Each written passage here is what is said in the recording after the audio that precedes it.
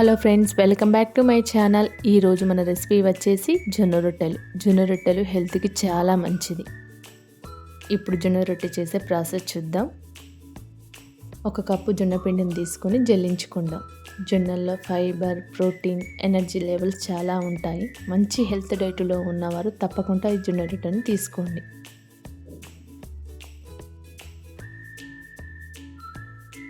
ఇప్పుడు stove on చేసి ఒక గిన్నెలోకి నీళ్ళు తీసుకొని అందులో కొంచెం ఉప్పు వేసి నీళ్ళు బాగా వేడయ్యాక స్టవ్ ఆఫ్ చేసి ఈ వేడి నీళ్ళను జొన్నపిండిలో కొన్ని వేసుకుంటూ గరిటెతో ఒకసారి కలపండి.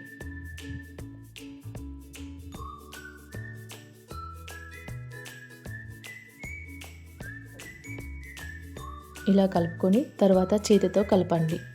ఇలా బాగా కలుపుతూ సాఫ్ట్ పిండి ముద్దలా తీసుకుందాం. ఇలా కలపడం వలన చపాతీ చేసుకునేటప్పుడు పగలకుండా నీటుగా వస్తాయి.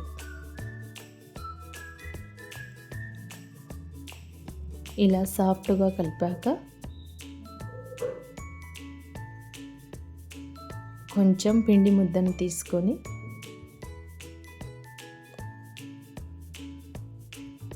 రౌండ్గా చేయండి.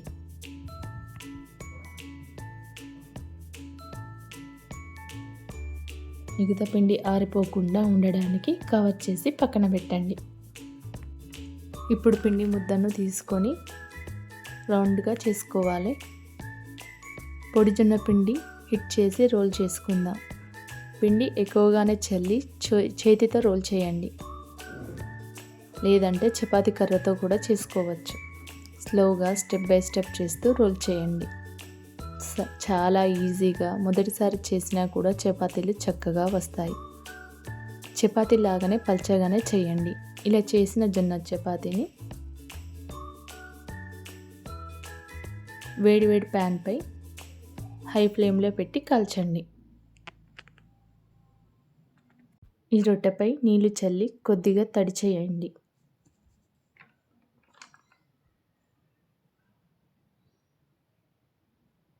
దీని వలన జొన్న రొట్టె కాల్చేటప్పుడు పగుళ్ళు లేకుండా సాఫ్ట్గా ఉంటుంది. పిండి అనేది తడి ఆరిపోయాక మరో పక్కకి తిప్పండి. ఇలానే 2 పక్కల కాల్చుకుంటూ తీసుకోవడమే.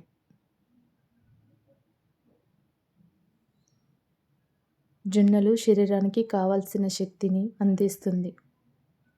జొన్నల్లో పిండి పదార్థాలు ఎక్కువగా ఉండడం వల్ల జీర్ణశక్తిని పెంచుతుంది. చెడు కొలెస్ట్రాల్ తగ్గించే శక్తి వీటికి ఉంది. రక్తంలో హిమోగ్లోబిన్ శాతాన్ని పెంచుతుంది. రోజుకు 1 చపాతీ తింటే హెల్త్కి చాలా మంచిదండి. అంతే అండి, జొన్న రొట్టె సింపుల్గా చేసుకోవచ్చు. మీరు కూడా ఒకసారి ట్రై చేయండి.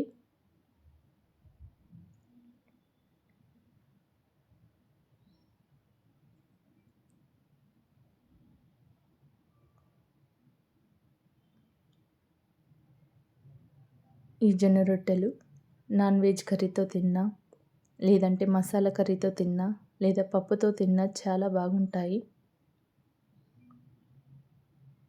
సో ఫ్రెండ్స్, జొన్న రొట్టెలు నచ్చితే లైక్ చేసి మీ ఫ్రెండ్స్కి షేర్ చేయండి. అలాగే ఫ్రెండ్స్, మన ఛానల్ని సబ్స్క్రైబ్ చేయని వాళ్ళు ఉంటే సబ్స్క్రైబ్ చేసుకోండి. Thank you for watching.